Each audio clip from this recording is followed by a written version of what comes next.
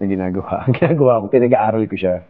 Kung meron kaming gustong manahin, kung meron kaming gustong makuha, sana makuha namin. Si Lola kasi talagang mahilig magturo, pero hindi mo basta-basta makukuha yun o maaaral iba-ibang school ang inaano niya. Ang pangarap ko sa kanya, makagraduate pa rin siya ng college. Dahan-dahan lang. Ako na bahala sa pagtatrabaho. Basta gusto ko siya, matupad niya yung dreams niya.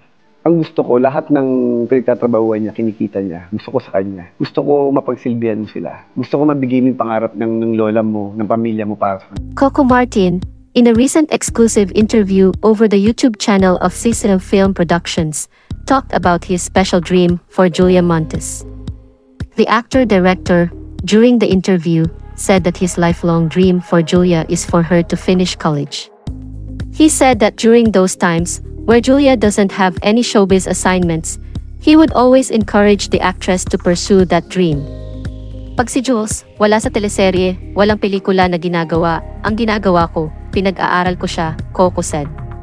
Kung meron kaming gustong manahin, kung meron kaming gustong makuha, sana makuha namin.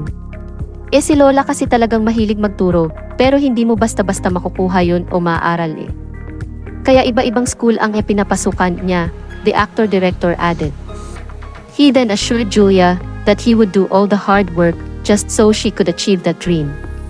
Ang pangarap ko sa kanya, makagraduate pa rin siya ng college. Yung dahan-dahan lang. Ako na bahala sa pagtatrabaho. Basta gusto ko siya, matupad niya yung dreams niya, Coco said. The actor-director also said he would want Julia to keep her own earnings for her and her family. Ang gusto ko lahat ng pinagtatrabahuan niya, kinikita niya, gusto ko sa kanya. Gusto ko mapagsilbihan mo sila. Gusto ko mabigay mo yung pangarap ng lola mo, ng pamilya mo, para sa kanila, the actor-director said. Gusto ko lahat ng ipon mo. Lahat ng kikitain mo, gusto ko sa'yo yan, at sa pamilya mo yan, Coco concluded. Lahat ng bagay, parang ano lang yung iniisip ko at pinapangarap ko, more than yung support na binibigay niya. Kaya nga totoo yung, ang sarap sa pakiramdam, makahanap ko ng best friend mo. Meron kang kasama, may mahihinahan ka, may makakausap ka. Yun siya sa akin. Kaya ang swerte ko lang na siya ang best. Actually, meron pa nga may mga pagkakataon na pag si Jules wala sa teleserye, walang pelikula na ginagawa. Ang ginagawa ko, pinag-aaral ko siya. Kung meron kaming gustong manahin, kung meron kaming gustong makuha, sana makuha namin. Si Lola kasi talagang mahilig magturo, pero hindi mo basta-basta makukuha yun o maaaral iba-ibang school ang inaano niya. Ang pangarap ko sa kanya, makagraduate pa rin siya ng college. Dahan-dahan lang. Ako na bahala sa pagtatrabaho. Basta gusto ko siya, matupad niya yung dreams niya. Ang gusto ko, lahat ng pinagtatrabahuan niya, kinikita niya. Gusto ko sa kanya. Gusto ko mapagsilbihan sila. Gusto ko mabigay yung pangarap ng lola mo, ng pamilya mo para sa kanila. Kasi ako, kaya ko na yung sarili ko. Kumbaga, ako nang bahala sa'yo. Arbor na kita. Lalo na bilang lalaki, di ba? Ako yun. Responsibilidad ko yun. Pero ikaw, gusto ko lahat ng ipon mo, lahat ng kikitain mo.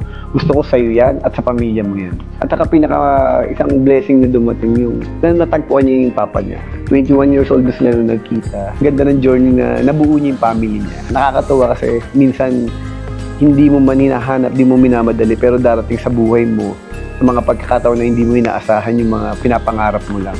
Like ako, hindi naman buo yung family ko, hindi mo magkakasama nanay tatay ko, pero as a family, buo kami. Kahit simple lang, basta importante buo at maayos ang lahat. Nanay!